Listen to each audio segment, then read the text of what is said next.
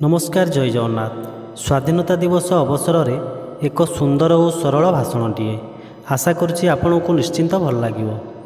वरेण्य सभापति महोदय, सम्माननीय प्रधान आचार्य, पूज्यस्पद गुरुजी और गुरुमावृंद और मोर प्रिय छोट और बड़ भाई और भौणी माने, पवित्र स्वाधीनता दिवस अवसर में समस्त को मोर हार्दिक शुभेच्छा और शुभकामना। पवित्र स्वाधीनता दिवस पालन अवसर में प्रथमे मोर यही सुज्जला सुफला रत्नगर्भा भारत माँ को विदेशी हाथर उद्धार करने को जो महापुरुष और महमनीषी माने निज जीवन को तिल तिल कर विसर्जन करिसेंती, सेही मानक श्रीचरण रे मो हृदयर गभीरतम प्रदेशरू अतुट सम्मान यथोचित भक्ति सुमन अर्पण करुअछि। परे परे मोर चिरनमस्या प्रधान शिक्षक तथा मोर श्रेणी शिक्षक आजर यही पवित्र मुहूर्त में मते किसी कहबार सुजोग देइथिबारु सेमानंकु आंतरिक कृतज्ञता ज्ञापन करुअछि। तत्सहित मोर कथन रे कौनसी त्रुटि विच्युति हेले उदार हृदय रे क्षमा देबे बोली मु आशा बहन करुअछि। हे मोर प्रिय भाई भौणी माने, मु आज एठी स्मरण करई देबाकु चाहे जे 1947 मसीहा अगस्ट 15 तारिख दिन आमे जो स्वाधीनता प्राप्त कले ताहा मासे नुह कि 2 मास नुह, वर्षे कि 2 वर्ष नुह, बरम ताहा थिला हजार हजार लोक मानकर आत्मबलिदान और प्राय 9 दशकर कठिन संग्रामर फल। सेही परम योद्धा मानकर अबारित देशप्रेम और निस्वार्थपर तथा अकुंठित उद्यम फल ए देश लभिला मुक्ति इंग्रेज शासनर पंजारू। आमे चाखिथिले स्वाधीनतार स्वाद, मिलिथिला छाती रे हाथ बाड़े बाहास्फोट मारी कहिबार सुजोग। आमे स्वाधीन देशर संतान, हाँ हाँ आमे स्वाधीन देशर नागरिक, मुक्त आकाशर विहंग। हे मोर भाई भौणी माने, मु एबे आलोकपात करने चाहिए तारी उपरे केमिति ए देश दुर्दश इंग्रेज कबलरू मुक्ति पाइबाकू करिथिला कठिन संघर्ष। इंग्रेज मानक आसिबा पूर्वरू ए देश छोट छोट राज्य मानकरे विभक्त होई सारिथिला। तांको भितरे लागी रहिथिला कंदल और मनमालिन्य। आउ सेही दुर्बलतार सुजोग वाणिज्य उद्देश्य आसीथिबा इंग्रेज मानकर लोलुप दृष्टि पड़िथिला एई भारत उपरे। वाणिज्य उद्देश्य आसीथिबा इंग्रेज माने स्वप्न देखिथिले देशर शासन भार हाथ को नेबाकू। केवल सेतिकी नुह, ए देशर धनर प्राचुर्य सेमानंकु करि देइथिला अंध। ए देशर उत्साहित कंचामाल उपरे पड़िथिला तांकर तीक्ष्ण नजर। कले बले कौशले आम देशर शासन भार हाथ को नहीं आरंभ कले निष्ठुर दमन लीला।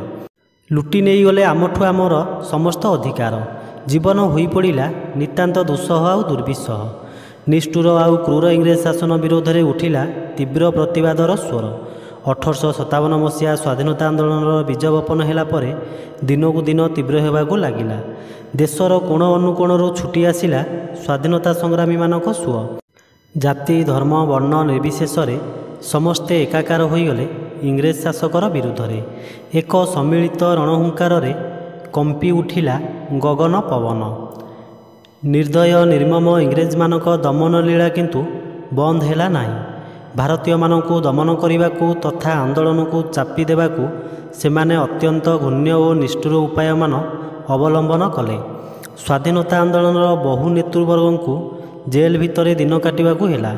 भगत सिंह, मंगल पांडे, लक्ष्मण नायक, राम प्रसाद, खुदीराम बोस आदि अनेक संग्रामी हसी हसी देशपाई फाँसी खुंटरे चढ़िले। निज मातृभूमि को विदेशी हाथरू उद्धार करने को बहु लोक हसी हसी मृत्यु को वरण करनेले।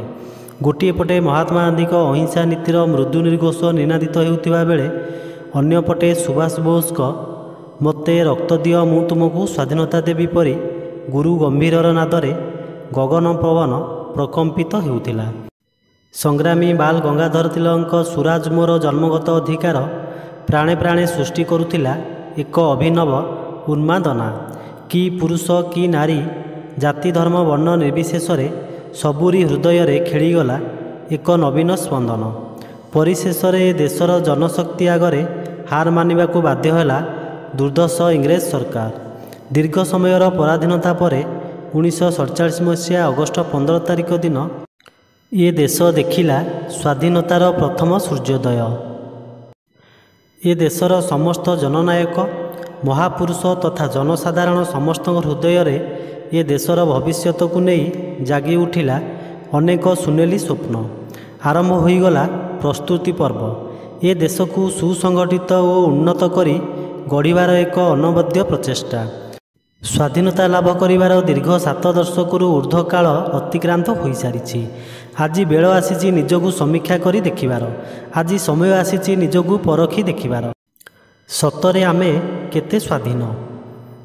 କେତେ ଦୂର ଆମେ ସଫଳ ହୋଇଛୁ ଆମ ମହାପୁରୁଷମାନଙ୍କ ସ୍ୱପ୍ନକୁ ପୂରା କରିବାରେ? କେତେ ଦୂର ଆମେ ସଫଳ ହୋଇଛୁ ଆମ ଜାତିର ଜନକ ଗାନ୍ଧିଜୀଙ୍କ ପରିକଳ୍ପିତ ରାମରାଜ୍ୟ ପ୍ରତିଷ୍ଠା କରିବାରେ? ଆଜି ବି ଏ ଦେଶର କୋଟି କୋଟି ନରନାରୀଙ୍କ ହୃଦୟରେ ପ୍ରଶ୍ନଟିଏ ଉଙ୍କି ମାରେ, ସ୍ୱାଧୀନତାର ପ୍ରକୃତ ସଂଜ୍ଞା କ'ଣ? ଇଂରେଜ ହାତରୁ ଶାସନ ଡୋରି ଆମେ ନେଇ ଆସିଲେନି ତ ହାତକୁ? କେବଳ ସେଇ କ'ଣ ସ୍ୱାଧୀନତାର ସଂଜ୍ଞା? ଏଇ କ'ଣ ସ୍ୱାଧୀନତା ଯେଉଁଠି ଦିନ ଦ୍ୱିପ୍ରହରରେ ରାଜରାସ୍ତା ଉପରେ ନାରୀଟିଏ ନିଜକୁ ସୁରକ୍ଷିତ ମନେ କରିପାରେ ନା?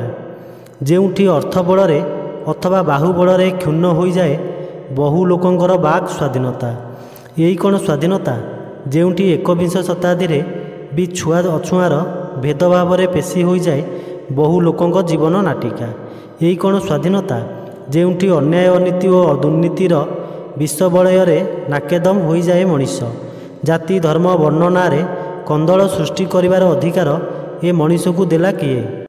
ଆଜି ସମୟ ଆସିଛି ଏସବୁ ସମୀକ୍ଷା କରି ଦେଖିବାର। ଆଜି ବି ସମୟ ଅଛି ଏକ ସୁନ୍ଦର ସୁସ୍ଥ ସମାଜର ପୁନର୍ଗଠନର। ଆଜି ସମୟ ଆସିଛି ନିଜକୁ ସୁଧାରିବାର। ଆଜି ବି ବାକି ଅଛି ଦେଶ ପାଇଁ ବହୁତ କିଛି କରିବାକୁ। କେବଳ ଲୋଡ଼ା ଅଛି ବ୍ୟକ୍ତିଗତ ସ୍ୱାର୍ଥକୁ ଜଳାଞ୍ଜଳି ଦେବା। କେବଳ ଲୋଡ଼ା ଅଛି ହୃଦୟରୁ ସଂକୀର୍ଣ୍ଣ ମନୋଭାବକୁ ପରିହାର କରିବାର ଆବଶ୍ୟକତା। ଆଉ ସମସ୍ତ ବାଧାବନ୍ଧନକୁ ପଛକୁ ଠେଲି ଦେଶକୁ ଆଗେଇ ନେବାରେ ମୁଖ୍ୟ ଭୂମିକା ରହିଛି ଏ ଦେଶର ଯୁବ ସମାଜର। ଯୁବ ସମାଜର ସକ୍ରିୟ ଅଂଶ ଗ୍ରହଣ ବିନା ଏ ଦେଶର ପ୍ରଗତି ଅସମ୍ଭବ। ଆଜି ବି ଏ ଦେଶର ବହୁ ଲୋକ ଦାରିଦ୍ର୍ୟର ସୀମାରେଖା ତଳେ ଚାପି ହୋଇ ରହିଛନ୍ତି। ନିରକ୍ଷରତା, କୁସଂସ୍କାର ଓ ଅନ୍ଧବିଶ୍ୱାସୀ ରୂପୀ ଅନ୍ଧକାରକୁ ସମ୍ପୂର୍ଣ୍ଣ ରୂପେ ଆମେ ଦୂରେଇବାକୁ ସକ୍ଷମ ହୋଇନୁ। ଶିକ୍ଷାର ଅଭାବ ଯୋଗୁଁ ବହୁ ଲୋକ ଆଜି ବି ସଚେତନ ହୋଇନାହାନ୍ତି ସେମାନଙ୍କ ଅଧିକାର ଓ କର୍ତ୍ତବ୍ୟ ସମ୍ପର୍କରେ। ଆଜି ବି ବହୁ ଲୋକ ଏକ ଉନ୍ନତ ସ୍ୱାସ୍ଥ୍ୟ ଓ ପରିମଳ ସେବାଠାରୁ ବହୁ ଦୂରରେ। ଏସବୁକୁ ନଜରରେ ରଖି ସମାଜର ହିତ ସାଧନ ପାଇଁ କାର୍ଯ୍ୟ କରିବା କ'ଣ ଆମ ସମସ୍ତଙ୍କର ଦାୟିତ୍ୱ ନୁହେଁ? ବେଳ ଥାଉଁ ଥାଉଁ ଆମକୁ ଏ ଦିଗରେ ସଚେତନ ହେବାକୁ ପଡ଼ିବ। ଯେଉଁ ଉତ୍ସାହ ଉଦ୍ଦୀପନା ନେଇ ଆମ ଦେଶର ମହାପୁରୁଷଗଣ ଆମ ପାଇଁ ସ୍ୱାଧୀନତା ଆଣି ଦେଇଛନ୍ତି, ସେହି ଉତ୍ସାହ ଉଦ୍ଦୀପନା ଓ ସେବା ମନୋବୃତ୍ତି ରଖି ଦେଶକୁ ଆଗକୁ ବଢ଼ାଇବାକୁ ହେବ। ଜାତି ଧର୍ମ ବର୍ଣ୍ଣ ନିର୍ବିଶେଷରେ ସବୁ ସ୍ତରରେ ସବୁଠି ଏଥିପାଇଁ ଉଦ୍ୟମ ହେବା ଜରୁରୀ। ଏହା ବର୍ତ୍ତମାନ ଆମ ପାଇଁ ଆହ୍ୱାନ ହୋଇ ପଡ଼ିଛି। ଦାରିଦ୍ର୍ୟ ଦୂରୀକରଣ ପାଇଁ ବହୁ ଯୋଜନା ଦେଶରେ କାର୍ଯ୍ୟକାରୀ ହେଉଛି, ତଥାପି ସେଥିରୁ ଆଶାଜନକ ସଫଳତା ମିଳୁନି। କାରଣ ଆମର ଆନ୍ତରିକତାର ଅଭାବ। ଶିକ୍ଷାର ବିକାଶ ପାଇଁ ଯେତିକି ଖର୍ଚ୍ଚ ହେଉଛି ସେ ଅନୁସାରେ ସାକ୍ଷରତା ହାର ଦେଶରେ ବଢ଼ୁନାହିଁ।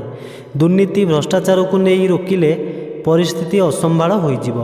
ଆତଙ୍କବାଦ ଗୁଣ୍ଡାଗିରିର ଦମନ ପାଇଁ ବହୁତ ପଦକ୍ଷେପର ଯଥେଷ୍ଟ ଆବଶ୍ୟକତା ରହିଛି। ନାରୀ ସ୍ୱାଧୀନତା ଓ ନାରୀ ସଶକ୍ତିକରଣ ପାଇଁ ଉଦ୍ୟମ ହେବା ଏକାନ୍ତ ଅନିବାର୍ଯ୍ୟ ହୋଇ ପଡ଼ିଛି। ହେ ମୋର ପ୍ରିୟ ଭାଇ ଓ ଭଉଣୀମାନେ, ଚାଲନ୍ତୁ ସ୍ୱାଧୀନତା ଦିବସର ଏହି ପାବନ ମୁହୂର୍ତ୍ତରେ ଆମେ ଶପଥ ନେବା ଆଉ ଦେଶର ସାମୂହିକ ସ୍ୱାର୍ଥ ପାଇଁ ବ୍ୟକ୍ତିଗତ ସ୍ୱାର୍ଥକୁ ଜଳାଞ୍ଜଳି ଦେଇ ଦେଶ ସେବାରେ ନିଜକୁ ନିୟୋଜିତ କରିବା। ଶାନ୍ତି ମୈତ୍ରୀ ପ୍ରେମ ଓ ସଦ୍ଭାବନାର ମହାମନ୍ତ୍ରରେ ଦୀକ୍ଷିତ ହୋଇ ଦେଶର ସର୍ବାଙ୍ଗୀନ ବିକାଶ ନିମନ୍ତେ ନିଜକୁ ଉତ୍ସର୍ଗ କରିବା। ତାହେଲେ ଜାତିର ଜନକ ମହାତ୍ମା ଗାନ୍ଧୀଙ୍କ ସ୍ୱପ୍ନର ରାମରାଜ୍ୟ ଆମଠାରୁ ଆଉ ବେଶୀ ଦୂରରେ ରହିବନି। ଏତିକି ଆଶା ହୃଦୟରେ ଧାରଣ କରି ମୁଁ ମୋର ବକ୍ତବ୍ୟକୁ ଏଇଠି ଶେଷ କରୁଛି। ଜୟ ହିନ୍ଦ, ଜୟ ଭାରତ।